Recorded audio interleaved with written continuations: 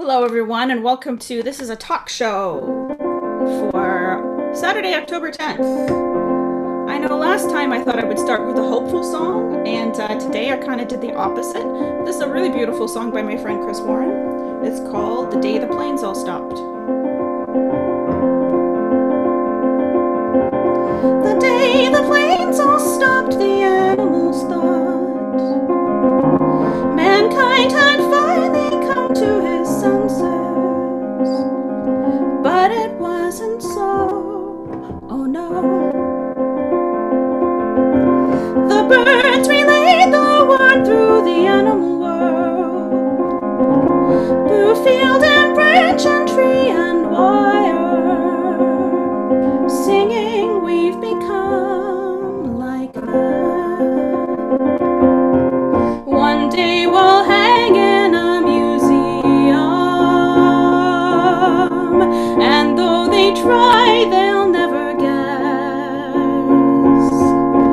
the cause of our complete extinction was simple pettiness.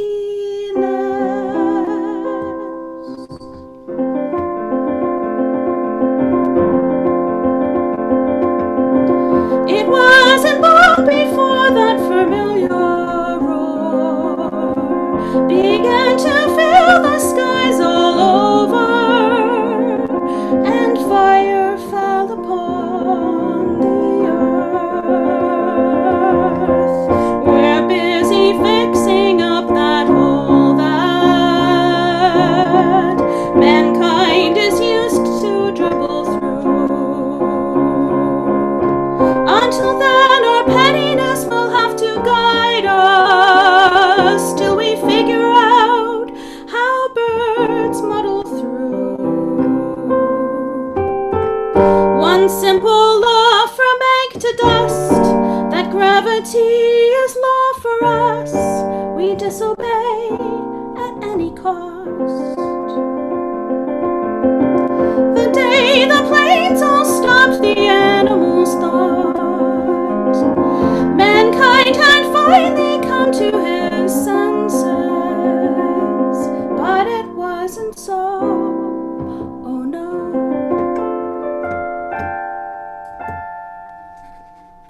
And now let me introduce your host, Adam Bailey.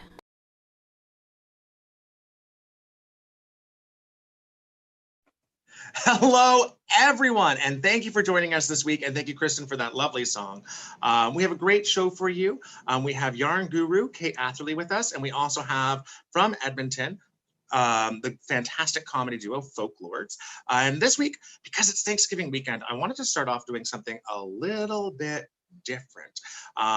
This is, one of those times when Canada is just a little bit different than the States. It's Thanksgiving for us in October when theirs is in November, and Canadians love being smug about our relationship with America and how much better we are than them. So I want to take us to the other time that we get to be really smug about a relationship with the States and talk about the War of 1812.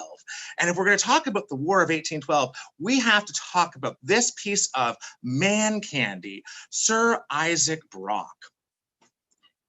Now, Sir Isaac Brock came straight from England, and look at those blue eyes. He was well over 6 feet tall at a time when being 5'8" would have made you a giant. And he started off a long tradition of Canadian leaders being right, honest thirst traps. I mean, we can see that today with our own Prime Minister, Justin Trudeau. Everyone in the 70s swooned over his father, Pierre Elliott Trudeau. Let's not forget our future Prime Minister and Jason Momoa impersonator, Jagmeet Singh. Oh, and look at that hair. And of course, none other than Kim Campbell. Canada has a long tradition of having thirst traps for leaders, and that was really started with Sir Isaac Brock. Now, back in the day, being pretty was not a great recommendation for being a leader. In fact, being pretty meant that Sir Isaac Brock wasn't taken very seriously. And during 1812, when a war was about to kick off in North America, there was an even bigger, more important war happening in Europe. And Brock was too pretty to take part in that. And that's why he got shipped over here to take care of this lesser, less important war. with Upper and Lower Canada and British North America. Now, you might have heard that the Canadians at that time were these great British loyalists who had come up to Canada out of some sort of noble connection to the British Empire and not wanting to leave it with the 13 colonies. Brock had been told that too, but when he got here, what he found was a bunch of Americans living in Southern Ontario, as we would call it today. They were very much just Americans from the 13 colonies, not very British at all. And they weren't even just your regular breed of Americans. They were cowardly Americans who didn't want to fight.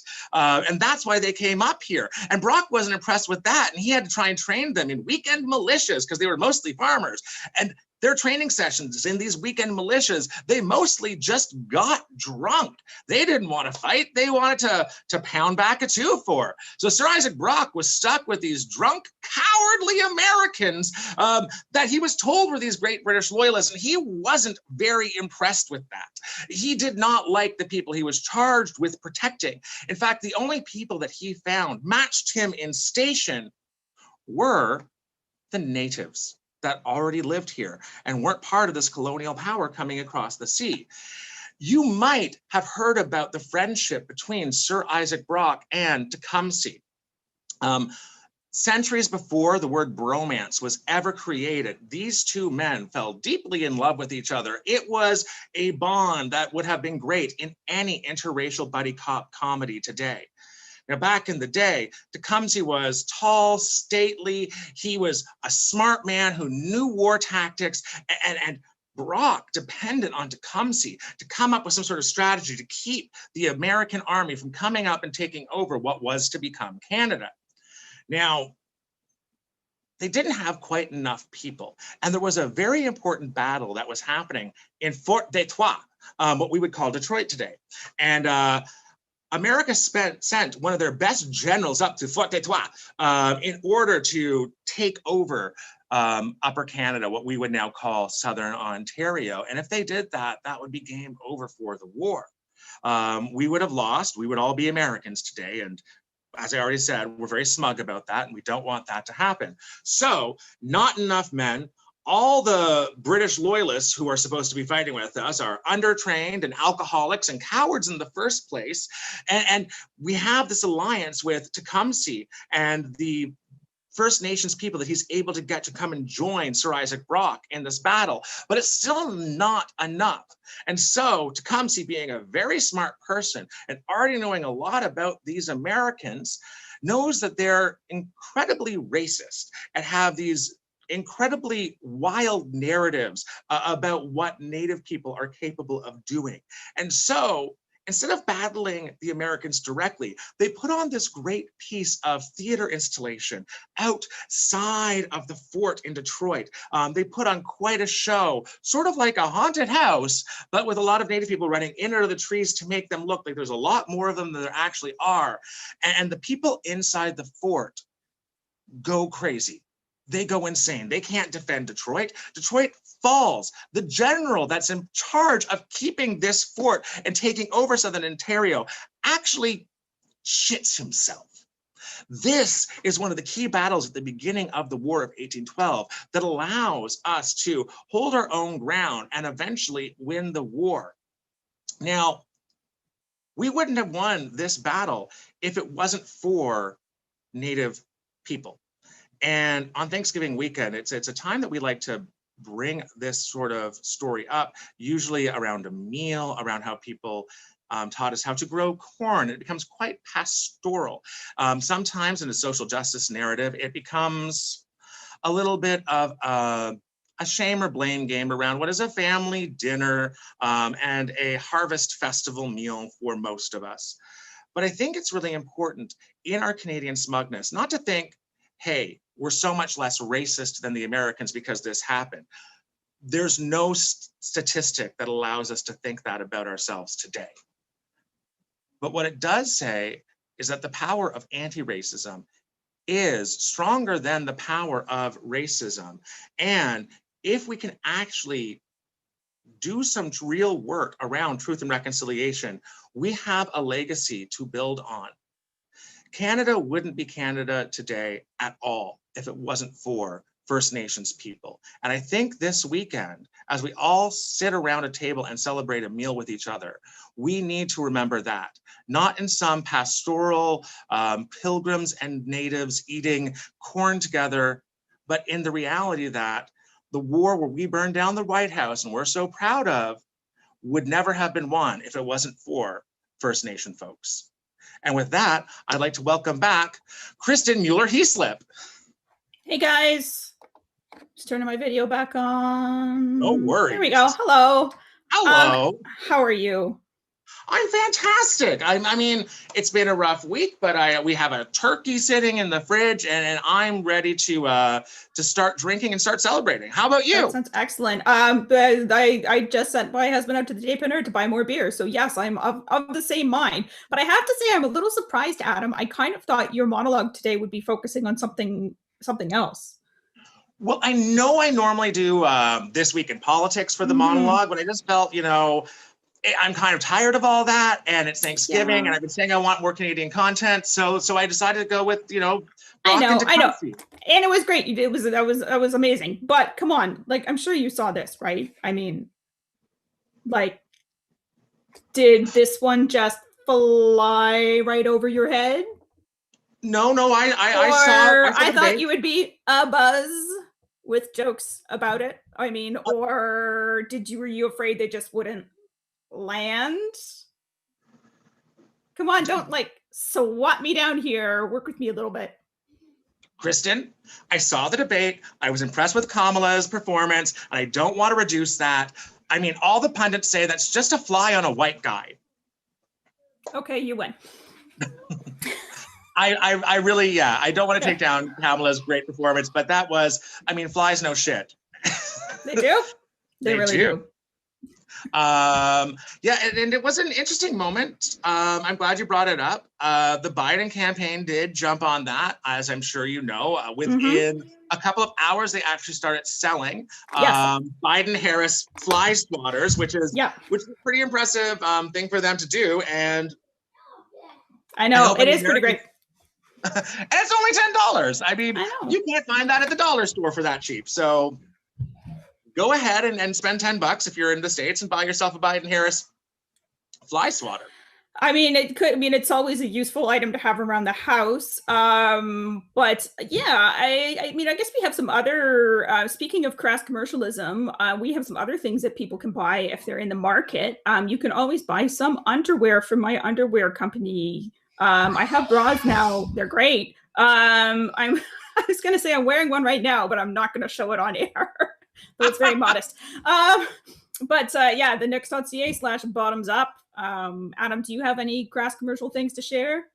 I mean, I don't. I'm kind of jealous because we've been selling your bottoms up underwear for the past couple shows now. And I mean, I'm involved in this show too, and I would also like to make some money. So instead of giving money just to you, how can people give money to us? I'm glad you asked that. We don't normally ask people for money. And honestly, you don't have to give us anything. The show will be free forever, no matter what you do. But if you want to throw us a couple bucks in the virtual tip jar, here's your chance. ko-fi.com/thisIsATalkShow.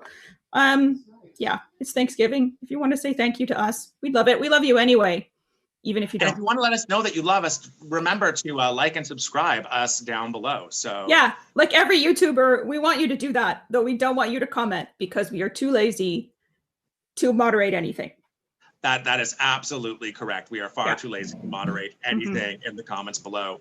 Well, Kristin, thank you for bringing all that up. I know that we've arranged an amazing show for our audience today. We have Folk Lordz joining us from Edmonton, and we also have yarn guru Kate Atherley. And I'm really excited to interview these people. So let's get to the interview portion of the show and introduce our audience to Kate Atherley.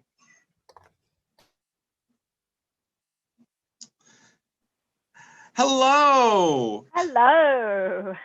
How are you doing today? Good, thank you. Very good. Yes, I have not yet started into the holiday festivities, but we'll be doing so tomorrow. So yes. Yeah. Fantastic. So Kate, you are a published knitting book author. And that's really exciting because we're heading into the winter months, and it's definitely a DIY year where people have been doing their own haircuts, making their own sourdough. And one of the things that they can do this winter is make their own sweaters and scarves. And that's something that you can help people with, correct? Absolutely. Yeah, absolutely. It's a nice way of passing the time. It's good to do while your sourdough is doing whatever your sourdough starter does. I don't know. And it slows the snacking down when you're in front of the TV. So knitting is actually, it's an excellent coping mechanism in many, Oh, many wow. ways. Also, socks and mittens, which is Canada. I never thought about that aspect, but yeah, if you're like, we're all worried about how during COVID our winter poundage is going to come on. And if you're sitting in front of the TV, stitching one and purling two, you're not eating chips one and chocolate bonbon two. So that's actually a really good piece of advice. Now, I know that you have a couple books that are out on the market. Are they available on Amazon or Kindle or anything like that? They are, yeah. I have a couple of books that come out this year. These two, just through a quirk of scheduling, I have two books coming out within a month of each other, quite different. So the one on the right is a book that I co-authored with a collaborator of mine, and this is all about helping people kind of really get creative and invent their own things and get really sort of indulge their own desires to make things in their imagination. The other book, Outlander Knitting, is all about being able to make things that we've seen on TV. Knitting and TV go very well together because it's a good way to pass the time between in the commercial breaks. But yeah, most knitters are veteran television watchers, and we do like a good bit of trashy television. What can I say? And yeah, Outlander. Yeah, Outlander right from the beginning has been a TV show with really great costumes. The costumes have always been wonderful, and knitting appeared right in the first couple of episodes. And the knitting community and the Outlander fandom there's a fair bit of overlap in the demographics, and people went berserk. And it's taken a while to have an officially sanctioned book, but I'm the editor of the officially sanctioned Outlander Book of Knitting. Oh wait, they signed off on that. Oh yeah, like I had phone calls with Sony. We had to run stuff by like the rights holders, and it was slow to approve because there were so many different stakeholders. This is a proper book, which is why we have the actual art on the cover. There have been a couple of knockoff books, like patterns inspired by things you see in the TV show, but this is actually a serious stamp of approval. Yeah. And I would have thought it have been the knitting version of slash fiction, where it's just like, you have the women sitting at home who enjoy their Outlander TV show because maybe, much like our parliament, there's a couple pieces of thirst trappery on that show. There is, yes. Yeah, they're less naked in parliament, I think. Yes. I mean, I've seen a couple pictures of Justin Trudeau, in his boxing gear, shirtless, and I mean, Jagmeet Singh in his bathrobe, that's pretty, risque, and his turban off. That's most men who wear turbans wouldn't have done that so publicly, but Outlander has. But none of them were wearing any knitwear, though. That was the difference. So yes, in Outlander, there, what little clothing is knitted, which is handy from my perspective. So yes, it's the official book. There are the unofficial books, and there's Facebook groups, and there's all kinds of activity around this kind of stuff. But they finally figured out that this could be a revenue opportunity, and so there's a book. That's so exciting. Well, thank you for sharing those books with us. Now, I'm also very curious in what got you into knitting and being a yarn guru, because I know that is not what your degree is in. I'm sure there is some college out there that has a degree in yarn for people, but yours is not in that. No, my degree is absolutely not in yarn. My degree is in theoretical mathematics, of all things. But I'm a lifelong knitter. I actually don't remember learning to knit. I just remember sitting on my grandmother's knee, and she was a very gifted knitter and crocheter, and I just knitted with her. And so it's been part of my life for a long time. I studied pure mathematics at university. I don't even remember why. It seemed like a good idea at the time. I don't know. It was fun. I really enjoyed it. I basically did logic puzzles for my degree, but you can't get a job as a theoretical mathematician unless you decide to do a PhD, which was not in the cards for me. So I sort of migrated between a whole bunch of jobs and software. All along, there was knitting in my life, and I met someone. It was a friend of a colleague I was a closet knitter. There was a time You were a closet knitter. There was a time when knitting wasn't trendy. It wasn't fashionable. So in the 90s, I would knit on my commute to work, and then I would arrive at work and I would hide my knitting under my desk in my purse because it wasn't cool. One day I was late and I was rushing in for a meeting, and I dropped my knitting on my desk, and I was like, oh God, people are going to think I'm not serious, right? They're like, if my yarn is visible, they're going to think. And this woman walked in and said, oh yeah, my friend is thinking of opening a yarn store. We should talk. Wow. I started teaching classes, and so it turns out, I came out of the closet as a knitter, and now I live it. It's my lifestyle. This is a really bad analogy. You'll forgive me, but it is Saturday afternoon, so. Yeah, I am fine with people using closet analogies. I don't think, the LGBT community is not the only people who have used that before. There's other religious organizations and stuff that have also used closet analogy. It's a good analogy. It's a good analogy. Yeah. But it was very much a sense that it was something that it wasn't cool. And it's the grandmotherly associations, right? It's this is only for old people. This is not, and it was at a time when sort of arts and crafts weren't, I think there's so much more focus on arts and crafts and the authenticity of being able to make something for yourself, whether it's clothes, whether it's your sourdough, whether it's like, so many people are knowledge workers. They talk, or they send email, or they talk on their phone for a living, that I see so many people just want to make something. They want a product of their hands. Yeah, we want a moment of pride in our lives, and you are someone who provides that for us. So I want to thank you very much. And before we go on to our next guest, one more time, can you name those books and say where people can find them? Absolutely. So Custom Shawls for the Curious and Creative Knitter, and the official Outlander Book of Knitting. And those are both available through Amazon. Please support indie bookstores, though. They're both from major publishers. The Outlander books from Penguin Random House, the Custom Shawls from Abrams. So you'll be able to order them through all your local bookstores, your local yarn stores. Please support your indies. Well, thank you so much for that, Kate. It was such a pleasure getting to know you. And I hope you can stick around, because we're going to be doing a news segment later in the show. Are you up for that? I am indeed. Fantastic. Well, now it's time for us to bring on our next set of guests, which is the comedy duo from Edmonton, Folk Lordz, and they're going to show us a wonderful video that gives us a sample of their amazing sketch comedy. So without further ado, here is Folk Lordz.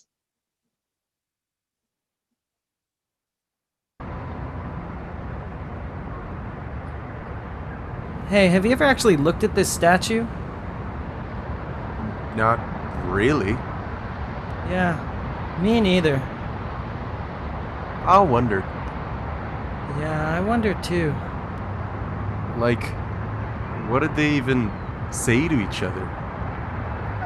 Well, thanks so much for these furs. I hope you like the blankets, and I'm glad you agree on the price. Yeah, man, big time. Yeah. Anyway, I hope we can keep this trade route open so you and your band and our company can continue to... Oh, shit, you bet, buddy. Great. Well, I'm off then. But before I go, I just gotta ask, are you not cold? What do you mean? I mean, like, I'm freezing out here. I understand you're from here, but... Oh, fucking A, I'm not cold at all. Wow, at all. It's like October and you're practically naked. Homie? Nah, I'm doing all right. Wow, yeah, wow. I mean, I'm wearing like 4 layers. Yeah, no, I'm not cold at all. Besides, this is what everyone dresses like. Everyone? Yeah, everyone dresses like this. Yeah, all right, sure, yeah. What's up, bro? Do you work out? What do you mean? I mean, like, you're ripped. You have muscles like I've never seen. Thank you, but I was born like this. Well, everyone in my community was born like this. What? No way, I saw a larger man just 5 minutes ago. No, impossible. That's impossible. I mean, people idolize physique like yours where I come from. No one outside of Greek myth looks like you. This is just what we look like. We get it from hunting and running on the plains, honoring the Great Spirit, you know. I know people that run, and no one gets a body like yours from running. Every man desires to live long, but no man wishes to be old. I mean, yeah, but what does that have... Wait. That's a line from Gulliver's Travels. Nope, I just made that up. Yeah, I just read that. It's a line from Gulliver's Travels. Seriously, how do you know that? I just pulled that out of my brain, buddy. What? That's absurd. I mean, what's going on? What's the problem, man? I just mean that it's... What are we arguing about? I'm just a little confused about why I'm so ripped and why I'm not cold in this weather? Could you be saying that I'm not human? Like, I'm some kind of sensational depiction of a very real people that exist but don't look like me? But why would anyone create a romanticized version of a real people that is anatomically incorrect and projects an exotic fantasy of what indigenous people used to look like? That would be a caricature instead of a real reflection of history. Like, why would someone create an image of a naked native person next to a well-dressed European person?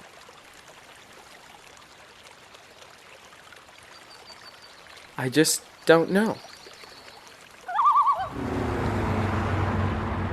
History is cool.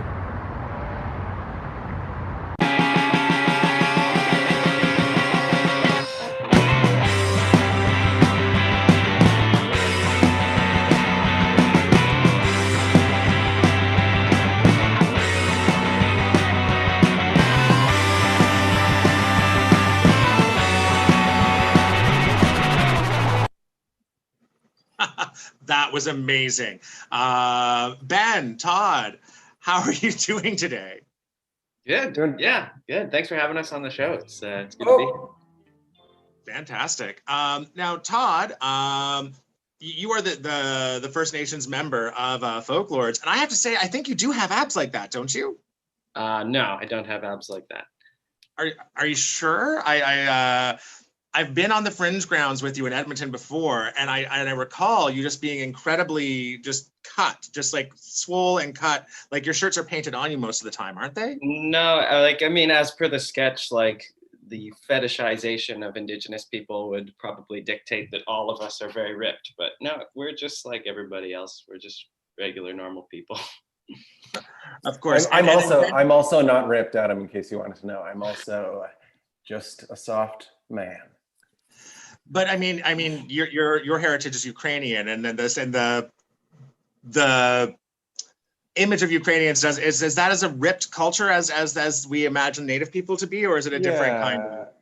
I guess it's hard to say how we can racialize different groups to either be buff or not inside our heads. I think probably races or cultures aren't ripped, but people are ripped. Like I know a ripped guy, and he's a Mennonite, but I don't think all Mennonites are ripped. You know what I mean? Yeah, no, that's accurate. I like in this part of Ontario, there's lots of Mennonites, and most of them are not ripped, and most of them aren't even practicing, right? So you're absolutely correct. There is no racial group of people who are ripped or not ripped out there. But that's a wonderful sketch, and I'm glad that you brought that to everyone's attention. Now, I was under the impression that you were both coming to us from Edmonton, but it turns out that neither of you are actually in Edmonton. Where can you tell us about where you are right now, Todd? Yeah, I'm in Montreal, which is Jogge. It's the unceded territory of the Kanien'kehá:ka, which are the Mohawk people. But yeah, I'm in Montreal. I'm here because I just graduated from the National Theatre School of Canada. And soon I will be going back to Edmonton, though, my home where I'm from. And yeah, I'll be going back just in about a month, just a little bit earlier than planned, but time to head on home. Fantastic. And Ben, where are you right now? I'm in Mississauga currently, which I think is Six Nations territory. Region of Peel. I also used to live in Edmonton for a beautiful many years, and then moved to New York and was like, I live in New York. But then coronavirus shifted some shit around for me, and I don't anymore live in New York. Well, now, so both of you had lived in Edmonton for a little bit. How did you two end up working together and creating the Folk Lordz comedy experience for your audiences? Ben, you want to field this? Yeah. We keep passing it back and forth. We met at Rapid Fire Theater, which is a wonderful improv comedy theater in Edmonton. Big old powerhouse of a company that Todd is from Edmonton. I'm not from Edmonton. I came for school, but it has this amazing orbit of people that it pulls in, and it's also quite a young company. people the impression often at Edmonton is it's like a good early career artist town, but people seem to bounce. So Rapid Fire was this amazing like nurturing company where we got to like come up with our own concepts and ideas. And Todd and I found each other because we both like to play really physically. And we both realized we were interested in cultural storytelling traditions and like how tradition might find its way into like this pretty contemporary form of improvisational comedy. And Amy Shostak, who was the director, the artistic director at the time, created this festival called Bonfire, which was all new forms, festival of new formats. And that's in 2014, we decided we wanted to honor Cree oral myth and Chekhovian character drama as a kind of a intercultural exchange through, you know, electric yucks on stage. And we've been doing that kind of stuff since then. Well, that's fantastic. I know that you have a lot of sellout shows that people go wild over your work. So, and I mean, what a lot of people may not know across Canada is that Alberta within the improv scene is considered to be, you know, sometimes there's debate about whether it's Calgary or Edmonton, but Alberta has like the reputation of being the best improv in the country. So, cool. And that's because of people like you, right, Todd? Yeah, I think so. I mean, like, because Keith Johnstone established like Rapid Fire and Loose Moose, like they have certainly like a pretty extensive history of improv. I mean, like, I think Rapid Fire and Loose Moose both have the claim for like who has been the longest running theater sports company in the world. I recently said it was Edmonton, and then with a class, like a student in one of my classes was like, "Nope, it's actually Calgary." And I was like, "Oh, I don't care." But yeah, like it's one of them, and there's lots of great improvisers that come out of both cities.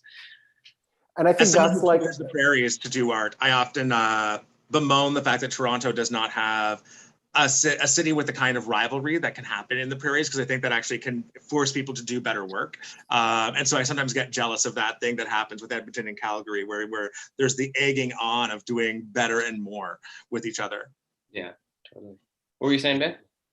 I was going to say that there's like, I think an interesting parallel between, you know, like the length or depth of a tradition of any sort of artistic practice can be like both a boon and a hindrance. You know, like whenever in the early 80s that Rapid Fire Theater started, and that's been like, there's been lots of turnover, but there's been this generational build of stuff. And I think there's a connection there to be talked about, like in terms of storytelling and received storytelling, like the importance of having a bunch of people who did what you did before you. I think that's what makes Albertan improv awesome, is that like, people have been doing it for a while, like everywhere, but also like the government up until recently had invested some money into like keeping artists alive and well supported in Alberta, mostly funded by the like exploitation of the earth, which is complicated, but like at least they were paying artists. Now they're not doing that anymore, so fuck them. But you know, they're not exploiting the earth anymore. Oh, they absolutely are. They want to get into strip mining. That's the new scoop with UCP. Is there's like an Australian strip mining company that's like licking their chops and getting ready to destroy the Rocky foothills. Oh dear. Well, I mean, hopefully things will change. I know that we've recently found different forms of powering our devices that don't require dead dinosaur. And when it comes to technology, things can happen very quickly. So hopefully we can make those changes before strip mining happens. But before we move on to our news segment, I would like to give our audiences a chance to get to know you better. So if you want to let them know, Todd, where can people find more about Folk Lordz and support your work online? Yeah, totally. I mean, you can head to folklordz.com where you can like find all of our information on like who we are and our workshops, but then also Folk Lordz with a Z. The Z is very important. It keeps us both hip and recognizable. The Folk Lordz with a Z are just all on YouTube. You can check out all of those sweet sketches. Our first season. Our second season is currently in post-production and development, which is, you know, it'll come out sometime. As YouTube videos do. Well, that's fantastic. And I hope our audience goes onto YouTube and goes onto your website and finds more of your information. But it's now time for us to start heading into the news. Are you guys excited to do the news with us? Yeah. Fantastic. So let's bring everyone back and do This Is a News segment. Hello. Oh. Hello, everyone. This is a news segment. Yay! Yay. Something's gone weird and everyone's video have disappeared. Hang on for a second. I'm going to fix that. Anyway. Right. So our first story for today. Teacher says his tattoos and surgically blackened eyes cost him his kindergarten job. Now, I have to say, I have 2 children. I think probably they would enjoy having Satan as their preschool teacher. But I don't know. It's always good to get some other opinions. What do you guys think? This is an actual photo of this man who lives in France, who has a full body of tattoos, and his eyes have been tattooed black. So he does look pretty much like a literal demon. And he is upset because this has cost him his position teaching kindergarten. Totally. I would actually think knowing that someone could survive that would make them an excellent kindergarten teacher, because, I mean, small children are terrifying to me anyway. So if he can survive that, presumably 34-year-olds, no problem. Yeah, I think it's also good for kids at a young age to be exposed to different types of people and not be associated. I think we learn a bias from a young age just based on, like the bad guys in movies, that anyone with a tattoo is a bad guy.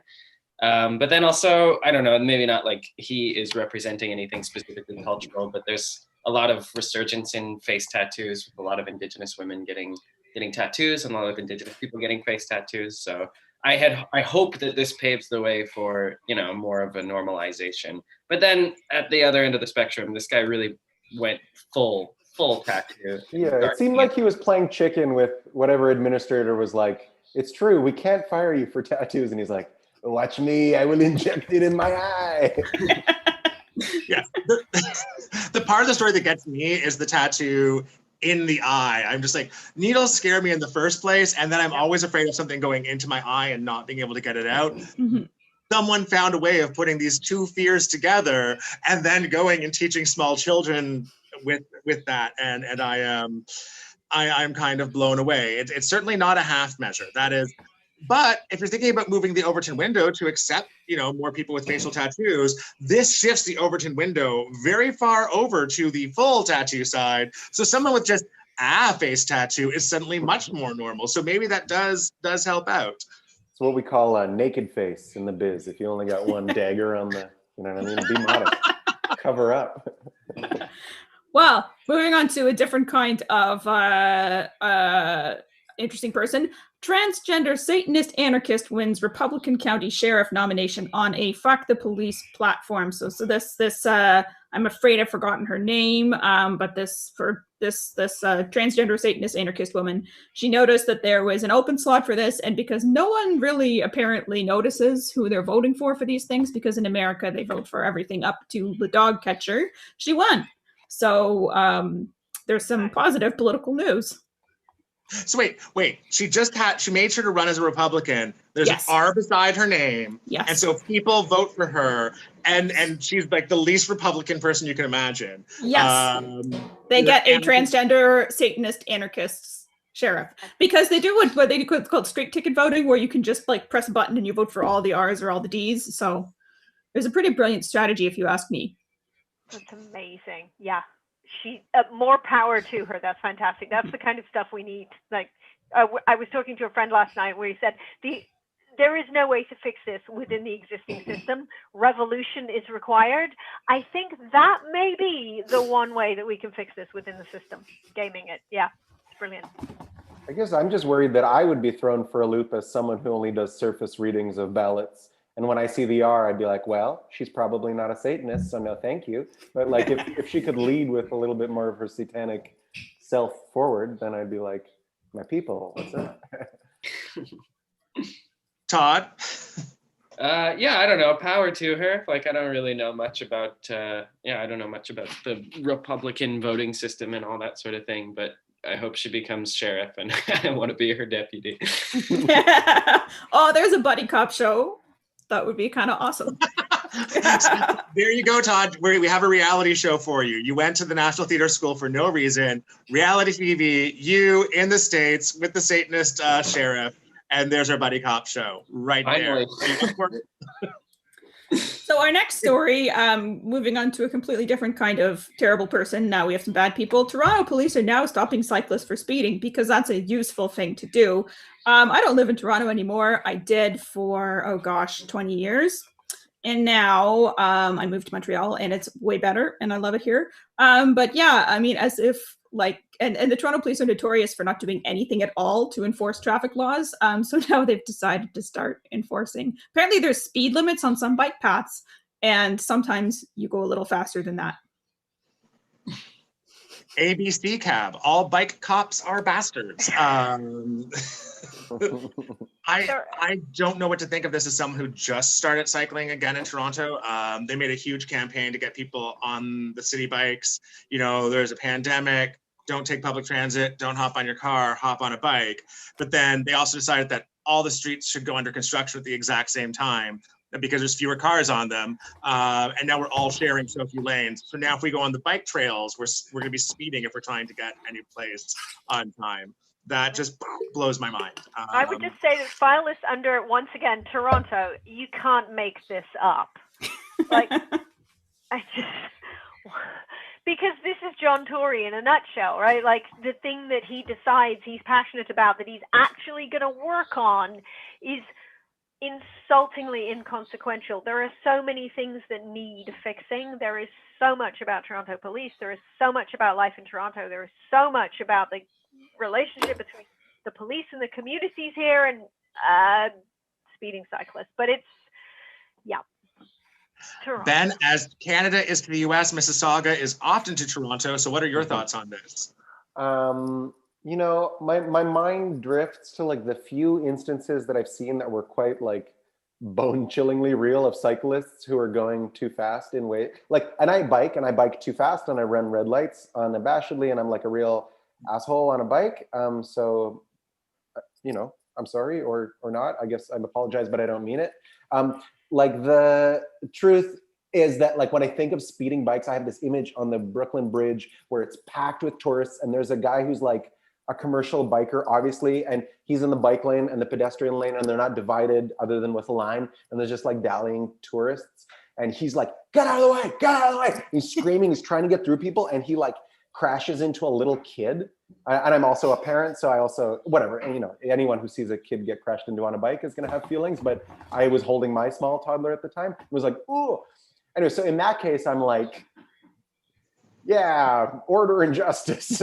But it's such a rare, so often bikes are so slow and so unmaneuverably hard to get back up to speed where it's like, I can't stop at this stoplight. I promise I'm being safe. If I slow down, it's gonna be so much more work for me and for everyone to like then deal with that slowing down.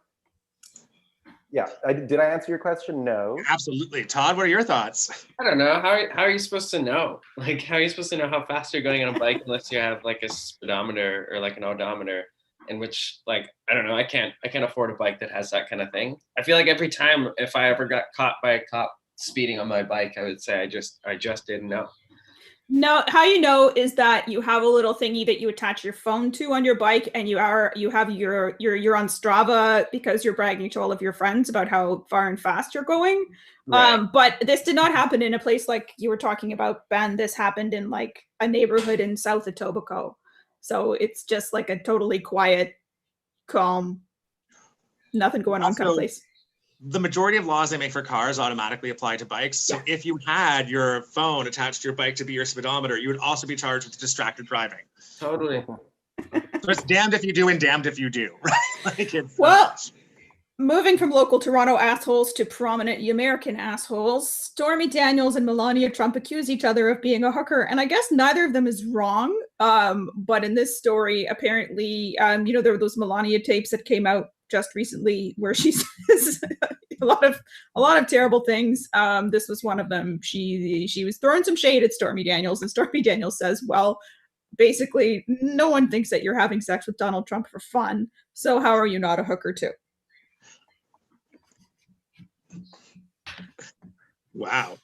I mean, I wanted this one to be brought up because I thought that Melania tape got completely brushed under the rug by all the other crazy psychoticness that has been happening in the US over the past 2 weeks. But I think it's worth remembering that Melania is also a terrible person. And if there is a bigger sign in our culture of being a terrible person, coming out loud and just saying, I hate Christmas is one of those things. And so let's just remember that Melania doesn't just hate people who don't look like her. She also hates Christmas itself. And that just means that she has a heart made out of coal. Todd, you finished the last time. Let's start with you. Yeah, I don't know. I don't really watch that reality TV show that is the president and his family. Like, I don't really follow a lot of what's going on with him because, yeah, it feels like it's reality TV. Like, he was a reality TV show star, and it's all like, yeah, it's just some nonsense. But you know,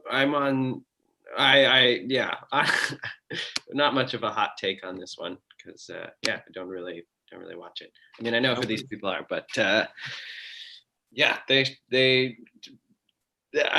got nothing. Ben.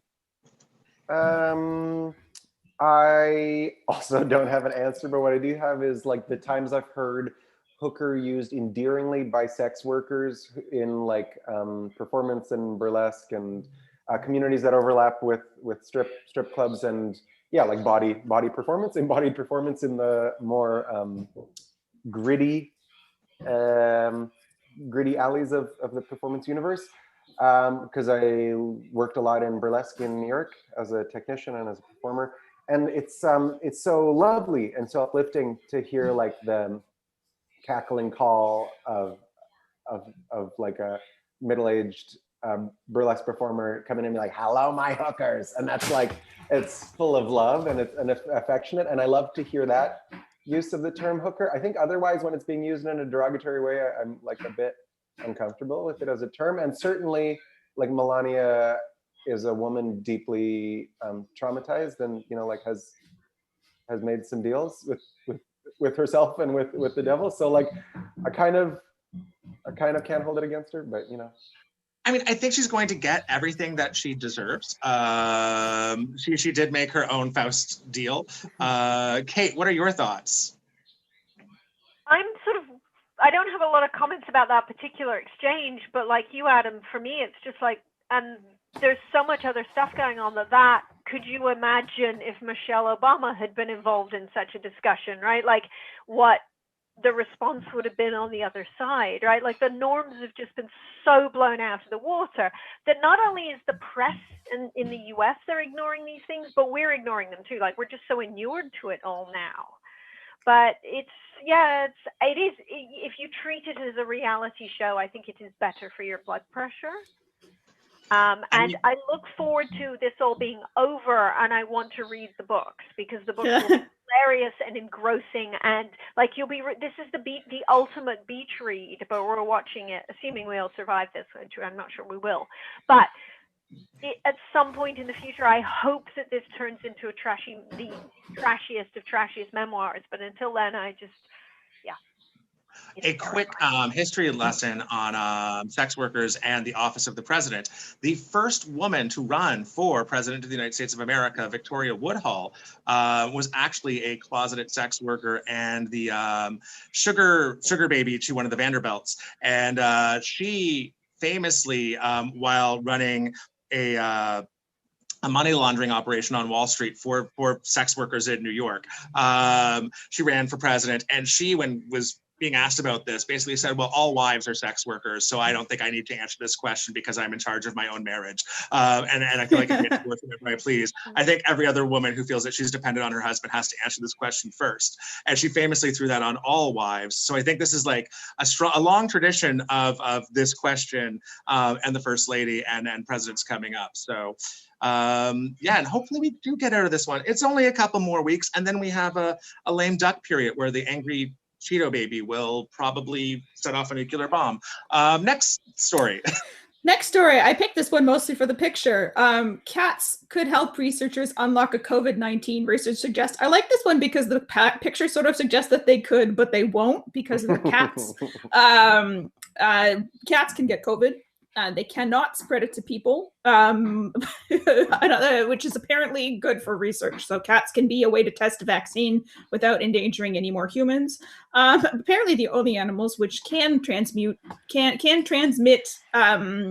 between species, between humans and them, is mink. There was an outbreak on a mink farm, very sadly. So there we go. Cats, will they help? Probably not.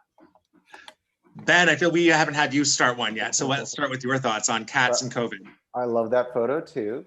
And I like to think that that is a photo of the cats themselves, who are also the scientists on the project, engaged in the research that will cause the cure for COVID. But that research is not like science research. It's like experiential performance art research. They're doing contact improv research and like somatic practices where they're visualizing a pond and leaning on each other. Which is like the kind of research I practice, and no one ever writes articles about my research. You and Kate have something to talk about later. Todd, what are your thoughts on cats and COVID? I knew cats could get COVID. I didn't know they can't give it to people. No, they can give it to each other, and they can only catch it from each other, which kind of you wonder how one got it in the first place. Totally. But pangolin or something. But that's like, I've passed up so many pets for cats on the street because I'm like, oh, sorry, cat, I could give you COVID or vice versa. So now I feel great. This is a very enlightening article. So I'm ready to go out there and touch all the cats. After this show, Todd goes running out to the streets of Montreal, going and getting all the cats. Oh yeah, you have to videotape that for us afterwards. Fill your pockets with milk and just run down the street. Fill my pockets with milk.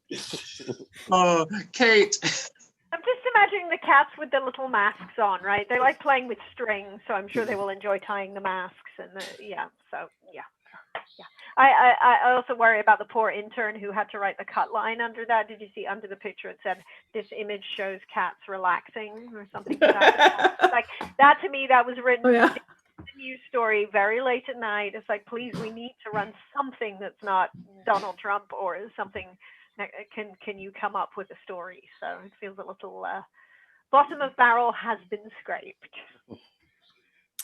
Well, we always like to end with some positive news. So for our second last story, here is a BC research project gave homeless people $7,500 each, and the results were beautifully surprising. Spoiler alert, they found that when you give people money, they become less poor, which I don't know why is something we have to keep proving again and again, because it feels fairly obvious. But apparently they gave people who were homeless or street affected, gave them some money, and who know, they used it to get housing and improve their lives in general.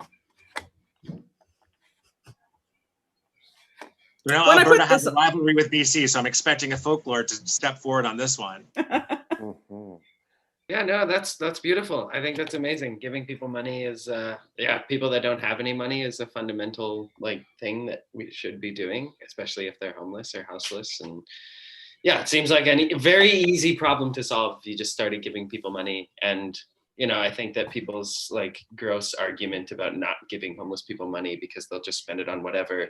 I wonder how many times those folks drink wine at their home or, smoke weed or do drugs, all of the legal things that we take for granted as people that live inside a house. So I don't know, give homeless people money and who gives a shit what they do with them. That's what I've always believed. Yeah, exactly. If they want to, if that's the thing that they need because they're in the throes of an addiction or what, that's their choice. But at least they're able to make a choice if you give them money as opposed to leaving them in a position where they have no choices at all. Ben?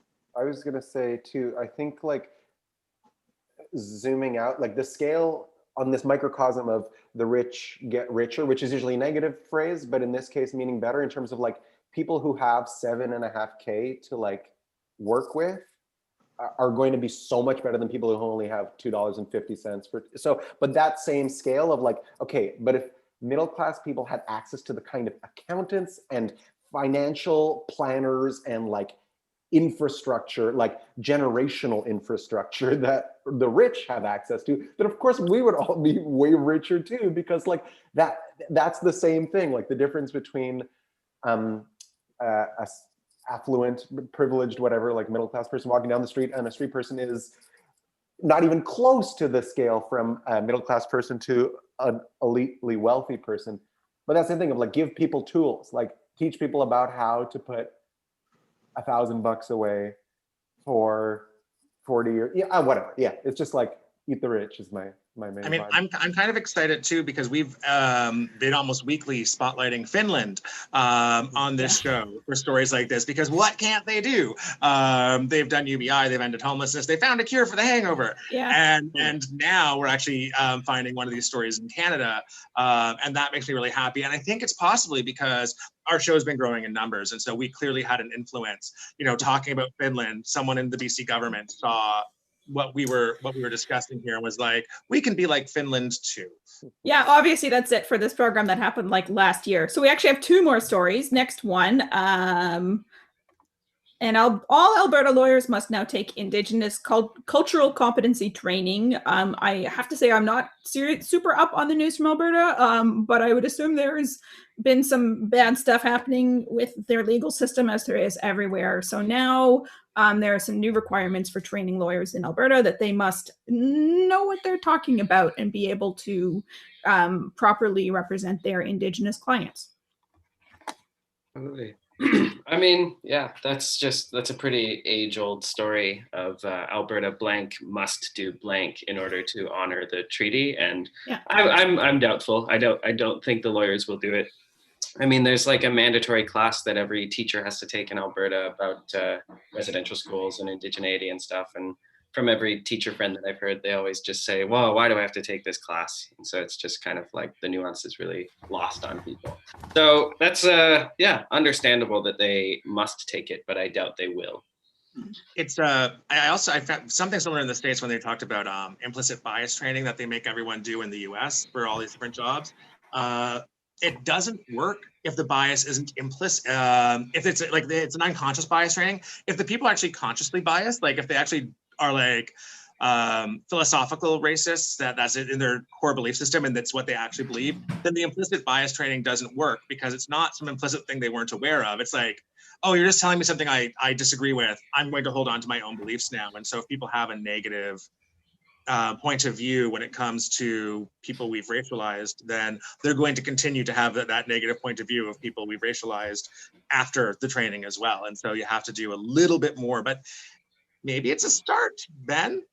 It's such a low bar, like competency training. It's not like knowledge. It's not exceptional, studious, thoughtful commitment to anything. It's like competency. Absolutely, let's get all culturally competent. Absolutely, let's learn about how something as innocuous as eye contact or handshakes totally transforms across cultures and across communities. And if people who have contact with the criminal justice system are in like heightened states of anxiety, and different cultural modes manifest cultural or anxiety differently. So like, yeah, that's awesome. But such a low bar.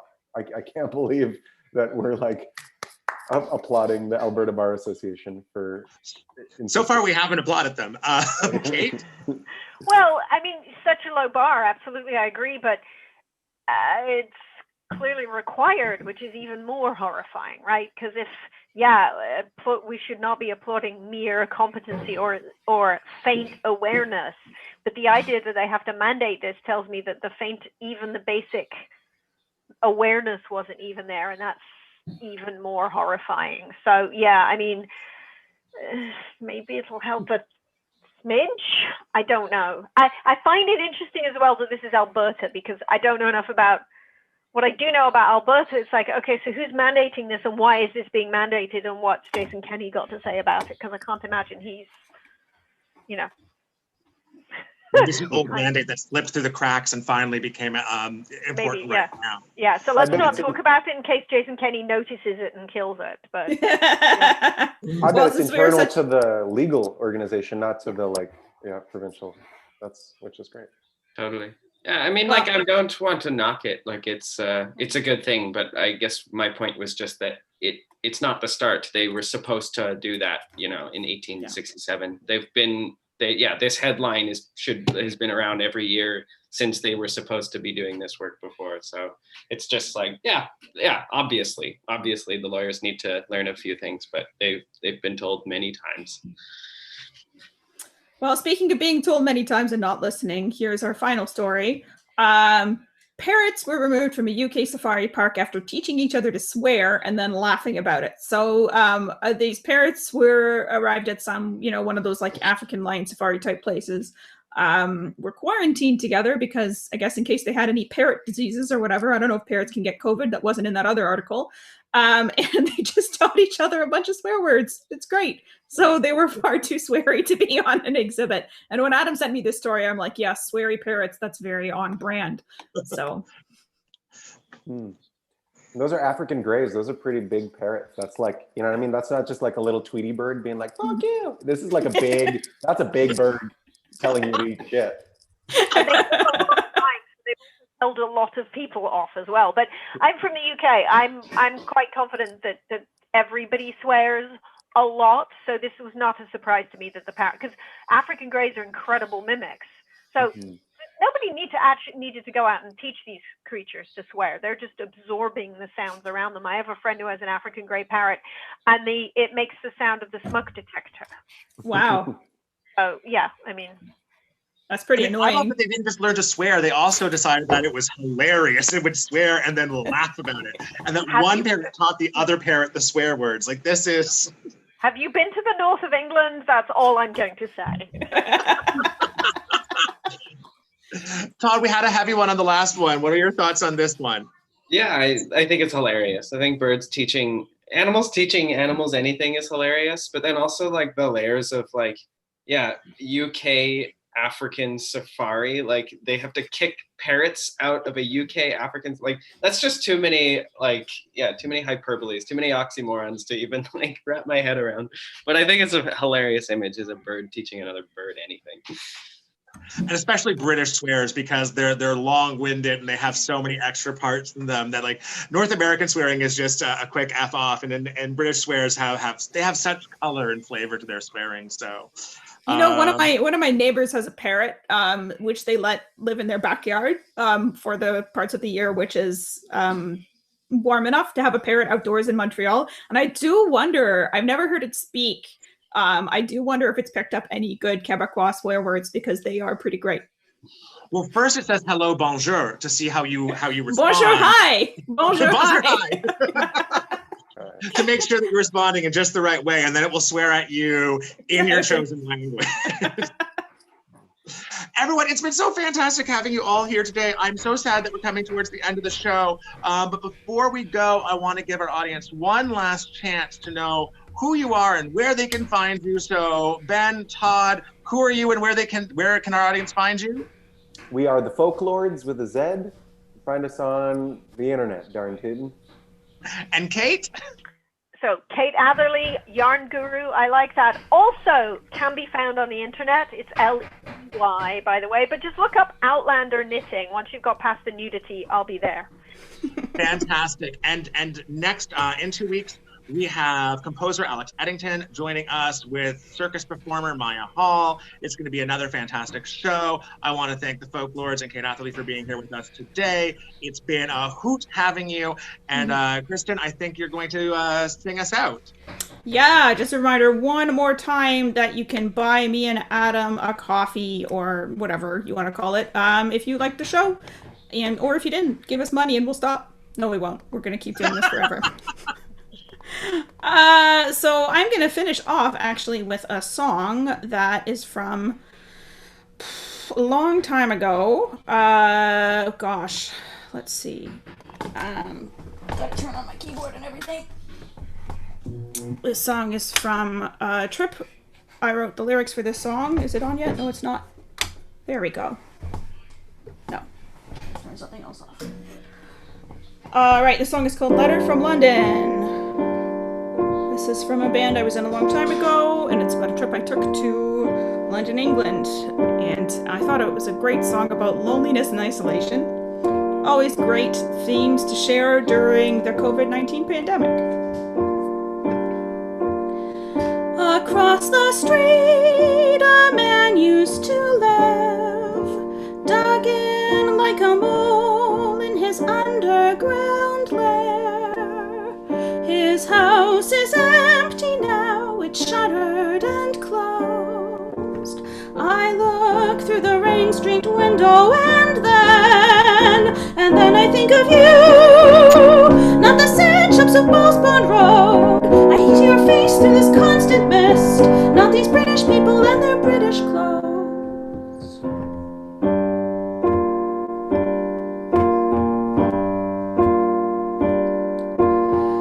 What is this city and where was it born?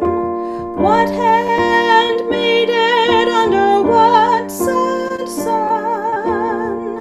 What force made its people into these farms? Why did they call me and why did I come? And then I think of you, not the sad shops of Ballsbond Road. I see your face through this constant mist, not these British people and their British clothes.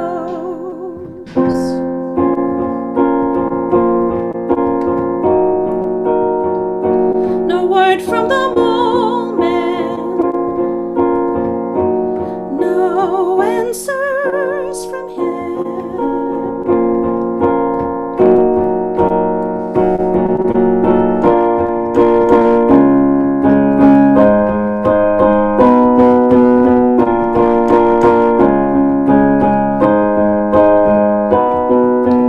Over his house is a watery moon. I've been here too long to remember you. Over his house is a watery moon. I've been here too long to remember you. Over his house is a watery moon. I've been here too long to remember you. See you October 24th, everybody. Have a great holiday.